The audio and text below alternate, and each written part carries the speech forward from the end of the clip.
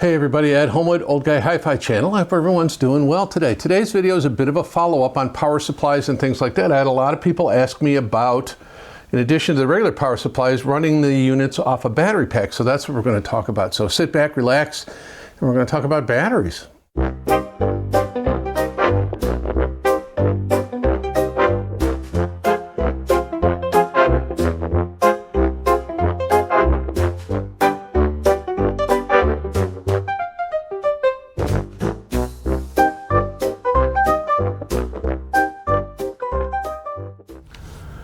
Well, before we get started, I want to give a shout out to the folks at Asperx. They provided me with this 20,000 milliamp hour 65 watt battery pack, and it's great for charging devices. And I'm using it obviously to power some audio devices. This is not its intended use. The manufacturer never intended it for that, but I thought I'd give it a try.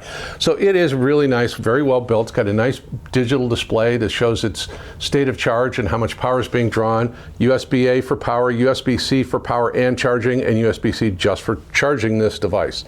So again, a big shout out to Asperx. There will be an affiliate link in the pinned comment and in the video description. I think they're $39.99 right now, and when I looked today, there was a 20% off coupon on Amazon. So just so you know that. So again, thanks to the folks at Asperx.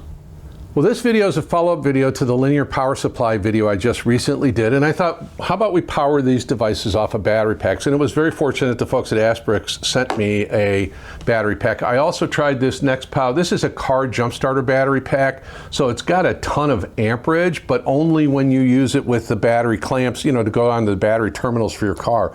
It does have USB output C and 2 A's.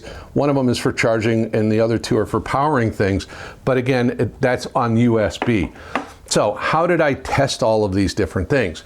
Well, I tried it with the FIO K11 R2R, that's a 12 volt device, the Duke Audio DAC Q11, which is also a 12 volt device, the Gishelli J2S in my rack, which is also a 12 volt device, and I also tried it with the SMSL SU1 and the little Neo Hippo DAC that I have. These are 5 volt devices, and that's a key thing. So on the 12 volt devices, it would power them, the Asperx and the car jump starter battery would power them, but when there was a large transient, deep bass note, whatever, something that would require a lot of power, it got distorted. It was like they couldn't deliver enough amperage, and I'm not surprised. I mean, a USB connection is not designed to carry a ton of amperage, but I think the pull was too much for the battery packs to really kind of provide the power cleanly. So I noticed on all the 12 volt devices that on bass notes and large transients, there was distortion. And again, once I plugged these into a standard power supply, regular, linear power supply, that distortion went away. So it's not the fault of the batteries. Again, I'm using these for a purpose they were never intended. Now, here's the curious thing. On the 5 volt devices, the SMSL SU1 and the little Neo Hippo and the Duke Audio K5 headphone amplifier, desktop headphone amplifier and DAC, the battery packs worked really good. Now, I had no way of testing. I don't have any 5 volt linear power supplies. So all I could do was test these against taking their power off of a computer via USB or a standard phone charger off a USB, and then coming out of the battery packs, and especially on the Asperx, this one sounded the best, coming off this USB in, these worked really well. They sounded awesome, and there was a noticeable difference in just clarity and definition in the music. I think that battery pack was cleaner, much cleaner than a cell phone charger, which is usually what you power these with. I did run the USB on both the Neo Hippo and the SMSL in through the PO100 Pro DDC reclocker, because I could convert USB to optical or coax on it. And I did run them without it as well, just coming straight coax. And there was a difference in sound between the cell phone charger kind of power supply and the battery pack for sure. The other nice thing about the battery pack, especially this Asperx unit, is I could run the DAC at the same time I was charging my phone off of it. So you can charge multiple devices off of it, and it seemed to have plenty of power at 5 volts to drive the DAC. Transients were clean and crisp, and everything sounded the way I expected it to. So rather interesting experiment. I don't know that I'm going to try any more battery packs.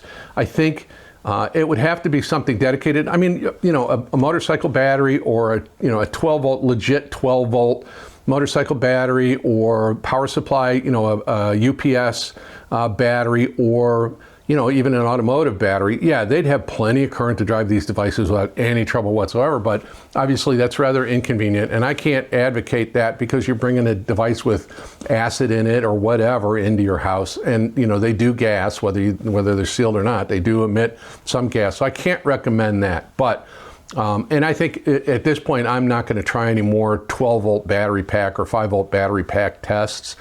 I did find they worked, especially the Asperx, worked really well with the 5-volt devices.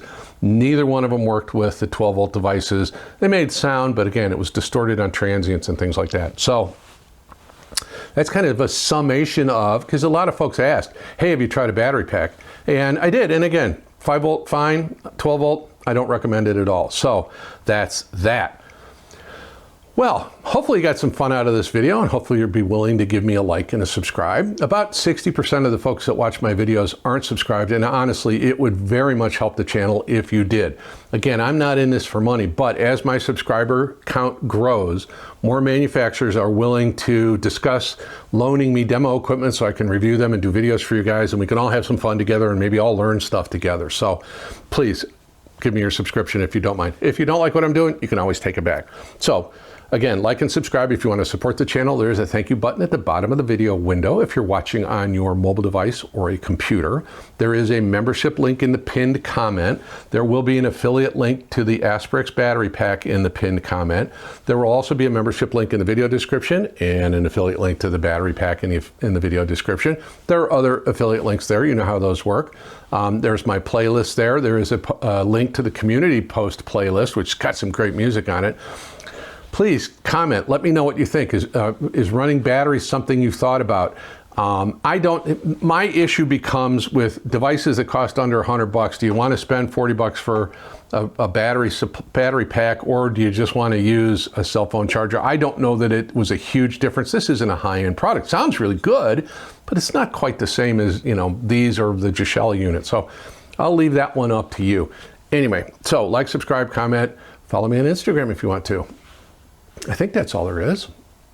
Anyway, I'm Ed Homewood. This is the Old Guy Hi-Fi channel, and it's now your duty to yourself to sit back, relax, and maybe charge your phone. I don't know. Listen to some wonderful music and enjoy the rest of your day. I appreciate your time. Thanks so much. Have a wonderful day.